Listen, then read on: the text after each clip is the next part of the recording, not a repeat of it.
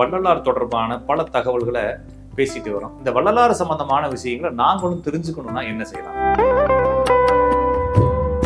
சுட்டு காட்டாத வித்தை சுட்டு போட்டாலும் வராது, இது மாதிரி சொல்றாங்களே. அப்ப வள்ளலாரும் அவர் என்ன எழுதுறாருன்னா,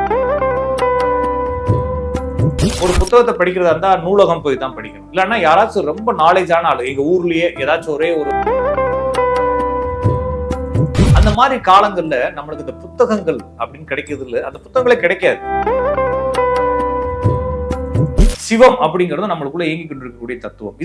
இதுதான் உயிரா இருக்கு, இதுதான் உடம்பா இருக்கு, இதுதான் வாழ்க்கையா இருக்கு. இந்த பிரம்மனோ அல்லது மால் எனப்படக்கூடிய வித்யா தத்துவங்களோ நம்மளுக்குள்ள இயங்காட்டினா உருவ மத்தியின் கண் ஒரு தீபம் இருப்பதாகவும் அதில் இறைவன் இருப்பதாகவும் பாவித்து அங்கே உங்கள் சிந்தனையை நிறுத்துங்கள். புரிஞ்சுக்கிட்டீங்க? அப்ப புத்தக அறிவு என்பது உண்மையற்றதுதான். அது புரியுறதுக்கு ஜீவகாருண்ய ஒழுக்கத்துல முதல் தகுதி, முதல் ஸ்டெப்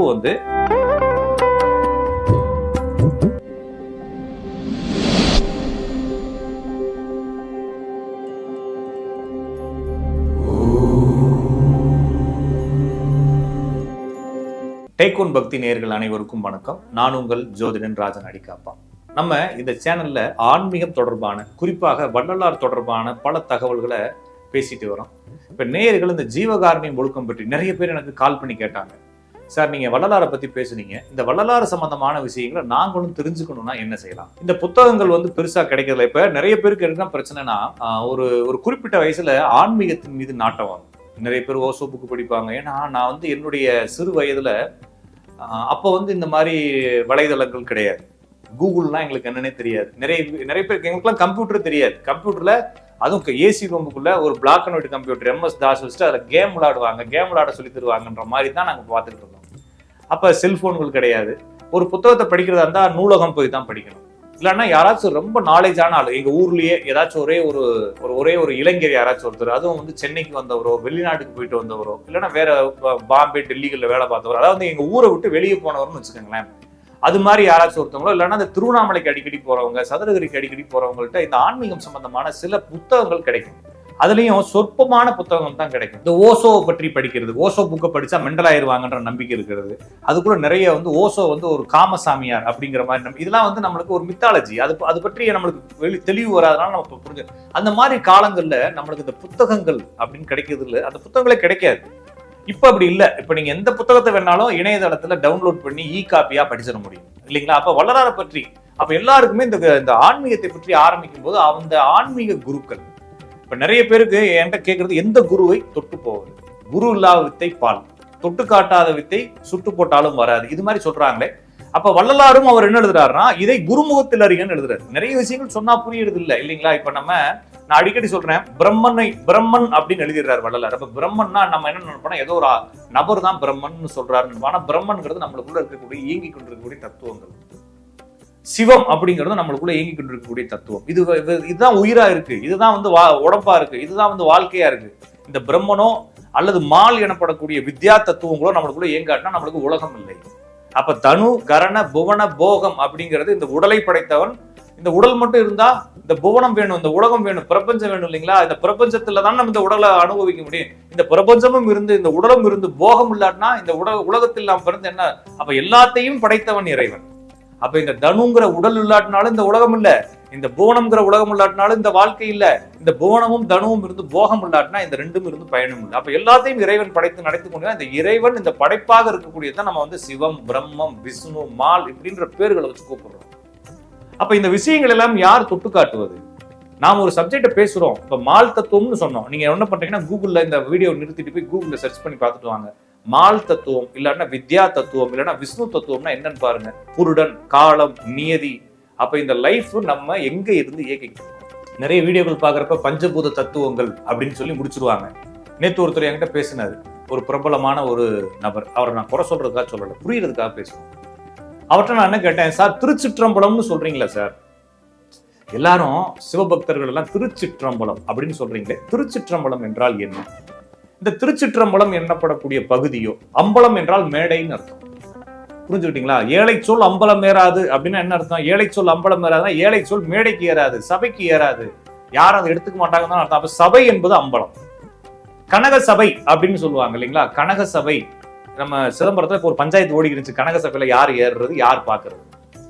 அப்ப கனகம் அப்படின்னா பொன், அப்ப பொன் அம்பலம்னு சொல்றாங்க. பொன்னம்பலம், அம்பலம்னா சபை. அப்ப கனக சபைனா பொன்னம்பலம், பொற்சபை அப்படின்னு சொல்லி வள்ளலார் சொல்றாரு. சிற்றம்பலம், அம்பலத்தை சிற்சபை அப்படின்னு சொல்லி வள்ளலார். அப்ப வள்ளலார் ஞான சபை, பொற்சபை, சிற்சபைன்னு சொல்றாரு. அப்ப சிற்சபை என்பது எங்கே இருக்கிறது, பொற்சபை என்பது எங்கே இருக்கிறது, ஆன்ம சபை எனப்படக்கூடிய ஞான சபை எங்கே இருக்கிறது, நம்மளுக்குள்ளதான் இருக்கு. அப்ப இதெல்லாம் எங்க இருக்குது? அப்ப வள்ளலார் என்ன சொல்றாருன்னா, சிற்சபையின் கண்ணே மனதை நிறுத்துதல். தியானம்னா என்ன சொல்றாரு, சிற்சபையில் போய் மனதை நிறுத்துங்கள்னு சொல்றாரு. அப்ப மனதுனா என்ன, சிற்சபைன்னு என்ன? நிறைய பேர் மனசுதான் சிற்சபைன்னு நினைச்சுட்டு இருப்பாங்க, நிறைய பேர் வழக்கன்னு தான் சிற்சபைன்னு நினைச்சுட்டு இருப்பாங்க, நிறைய பேர் நெற்றிக்கண்ணு தான் சிற்சபைன்னு நினைச்சுட்டு இருப்பாங்க. இதுல எதுவுமே சிற்சபை இல்ல. உயிர் இயங்கக்கூடிய தன்மை தான் சிற்சபைன்னு சொல்றாங்க. அப்ப உயிர் எங்க எனக்கு தெரியாது. அப்ப அதுக்கு முன்னால அப்ப வள்ளலார் சொல்றாரு, சிற்சபையில போய் மனதை வைங்கள்னு சொல்றாரு. அப்படின்னா சிற்சபையில் போய் மனதை வைங்கன்னா எங்க போய் வைக்கிறது? அப்ப வள்ளலாரே ஒரு உபாயம் சொல்றாரு. சிற்சபையின் கண் மனதை வைத்தல், அதற்கு உபாயமாக, அதற்கு உத்தரமாக, அதற்கு முன்னாக, அதுக்கு உங்களால முடியாது இல்லையா, அது எங்க இருக்குன்னே தெரியாது இல்லையா. அப்ப நீங்க என்ன செய்றீங்கன்னா, புருவ மத்தியின் கண் ஒரு தீபம் இருப்பதாகவும் அதில் இறைவன் இருப்பதாகவும் பாவித்து அங்கே உங்கள் சிந்தனையை நிறுத்துங்கள். புரிஞ்சுக்கிட்டீங்களா? அங்க இறைவன் கிடையாது. புருவ மத்தின்னு சொல்லப்படக்கூடிய நெற்றியில இறைவன் கிடையாது, சிற்சபையும் அங்க கிடையாது. அப்ப நம்மளுடைய சிந்தனைகளை அங்க குவிக்க சொல்ல வேண்டிய அவசியம் என்ன அப்படி இருக்குன்னா, நம்மளுடைய சிந்தனை மனதினுடைய வேலை என்ன, நம்ம உடம்புல அந்த கரணங்கள்ல மனம் எனப்படக்கூடிய ஒரு கரணத்துல, அந்த கரணம் எதற்காக நம்மளுக்கு கிடைச்சிருக்கு, எல்லாத்தையுமே டூலா நீங்க ஹேண்டில் பண்ணுங்க. வள்ளலார் சொல்றது அதுதான். இங்கேயே முடி முளைக்கல, இங்கேயே முடி முளைச்சிருக்குன்னு யோசிங்கன்னு தானே சொல்றாரு. அப்ப அந்த கரணம் எனப்படக்கூடிய மனதினுடைய காரணங்களோ அல்லது காரியங்களோ என்ன, அது பொருத்தப்பட வேண்டிய அவசியம் என்ன அப்படின்னு சொல்லி வள்ளலார் கேட்டுட்டு, அது கரணம் எனப்படக்கூடிய அந்த கரணத்துல மனம் என்பது 5 இந்திரியங்களால் கட்டுப்படுத்தப்படும். அது 5 இந்திரியங்களை வைத்துக் கொண்டு மனம் இயங்குகிறது. அப்ப மனம் கண், காது, மூக்குன்னு சொல்லக்கூடிய 5 புலன்களை தன்னகம் வைத்துக் கொண்டு இந்த உலக போகங்களை அனுபவிப்பதற்கு ஒரு டூலா தான் இருக்கு. மனம் அனுபவிக்கல. மனம் என்ன செய்யுது, இந்த எல்லா புலன்களையும் வைத்து இது எல்லாத்தையும் கேப்சர் பண்ணி, புரிஞ்சுக்கிட்டீங்களா? இந்த கேமரா எதற்கு இருக்கு, கேமராவா வீடியோவை பார்க்குது, கேமராவா பேசுதுன்னா உங்களுக்கும் எனக்கும் இடையில ஒரு ஊடகமாக இந்த கேமரா இருக்கிறது போல ஆன்மாவுக்கும் இந்த உலகத்திற்கும் இடையில் ஊடகங்களாக மனங்கள் இருக்கிறது. அதுலயும் மனசுக்கு பின்னால புத்தி இருக்குது, அதுக்கப்புறம் சித்தம் இருக்குது. சித்தம் என்பதே நமது ஆன்மாவினுடைய அடுத்த ஸ்டெப். ஆன்மா நேரடியாக சித்தத்தோட தான் தொடர்பு கொள்ளுது. ஏன்னா பதிவுகள் என்பது சித்தத்துல போய் அடங்குது. அப்ப மனத்தை வைத்துக் கொண்டு இயங்குகிறது. இந்த விஷயங்களை எல்லாம் புரிந்து கொள்வதற்கு நம்மளுக்கு ஒண்ணு வள்ளலார் சொல்றாரு, இதை குருமுகத்தில் அறியன்னு சொல்றாரு. ஒண்ணு குரு வேணும், குருவை தேடி தேடி. அதுவும் இல்லாம நிறைய பேருக்கு இப்பெல்லாம் நான்லாம் எனக்கு ஒருத்தர் நேற்று ஃபோன் பண்ணியிருந்தாரு, சார் நீங்க எந்த குருட்ட இருந்தீங்க? எனக்கு குருலாம் இல்ல, மனமே குருன்னு சொல்றாங்க. வித்யார்த்தி இல்லைங்களா? நீங்க இந்த பிரம்மஸ்ரீ யோகானந்த அந்த குரூப்ல போய் பாத்தீங்கன்னா, இந்த கேரளால இருந்து வித்யார்த்தி, சித்த வித்யார்த்தின்னு சொல்லுவாங்க. அந்த புக்கை படிச்சீங்கன்னா மனமே குருன்னு எழுதியிருக்கும், சித்த வித்தியன்னு சொல்லுவாங்க. அப்ப மனமே குரு. அப்ப நிறைய பேரை கடந்து வரும், ஒவ்வொருத்தவங்கள்ட்ட இருந்து ஒவ்வொரு தகவல் எடுத்துக்கிறோம். இதெல்லாம் புத்தகத்தில் கிடைக்கிறது அதிகம். அப்ப புத்தக அறிவு என்பது உண்மையற்றது தான். அதை புரியுறதுக்கு நம்மளுக்கு இந்த இடத்துலதான் ஒரு குளம் இருக்குன்னு எழுதுறதுக்கு ஒரு பலகை வேணும் இல்லையா? நம்ம குளத்துலதான் போய் தண்ணி எடுத்து தாகத்தை தணிக்க போறோம். நம்மளுக்கு தாகம் அதிகமா இருக்கு, நான் தாகத்தை தணிக்க போயே ஆகணும். ஆனா அந்த குளம் எங்க இருக்குன்னு எனக்கு தெரியும். அந்த குளம் பதாகை இல்ல, அந்த வழிகாட்டி அப்படின்றது குளம் இல்ல, அது என்னுடைய தாகத்தை தணிக்க போறதும் கிடையாது. ஆனா அந்த குளத்தை சென்றடைவதற்கு இந்த வழிகாட்டி உதவ போகுதுன்றதை நீங்க புரிஞ்சுக்கணும். எனவே புத்தகங்கள் வாயிலாக ஞானிகளை புரிந்து கொள்வது, ஞானிகளுடைய எழுத்துக்களை புரிந்து கொள்வது ரொம்ப முக்கியம். ஞானிகளுடைய எழுத்துக்களை ஞானிகளுடைய எழுத்துக்களாகவே புரிஞ்சுக்கணும். இப்ப நான் அடிக்கடி சொல்றது, திருவள்ளுவருடைய அந்த குறளுக்கு எத்தனையோ பேர் விளக்கம் எழுதியிருக்கிறாங்க. நீங்க கூகுள்ல எடுத்து பாத்தீங்கன்னா ஒரு 5-6 பேர் ரிப்பீட்டா எழுதியிருப்பாங்க. எல்லாமே தமிழ் ஆசிரியர்கள், தமிழ் பண்டிட்டுகள், தமிழை பற்றி புரிந்தவர்கள். இவங்க எல்லாமே நான்வெஜ் சாப்பிட்றவங்க இல்லைங்களா? இவங்க எல்லாமே புலால் மறுத்தல் பற்றி வள்ளுவருடைய அந்த ஆழமான சிந்தனைகளை எப்படி இவங்க வெளிப்படுத்தியிருப்பாங்க? கொல்லான் புலால் மறுத்தானை எல்லா உயிர்களும் கைகூப்பித்துள்ளும்னா அவங்க அந்த எந்த ஃபீல்ட்ல அதை எழுதியிருப்பாங்க. அப்போ கொல்லானை எதோ உயிரையும் கொல்லாதவன, புலால் மறுத்தானை எதையும் சாப்பிடாதவன. உடனே புலால்ன்றது நம்ம தான், நம்மளுடைய சிந்தனைகள் தான் சில உருட்டுவாங்க. அப்படின்னா நேரடியாக எழுதியிருக்காரு வள்ளுவர்.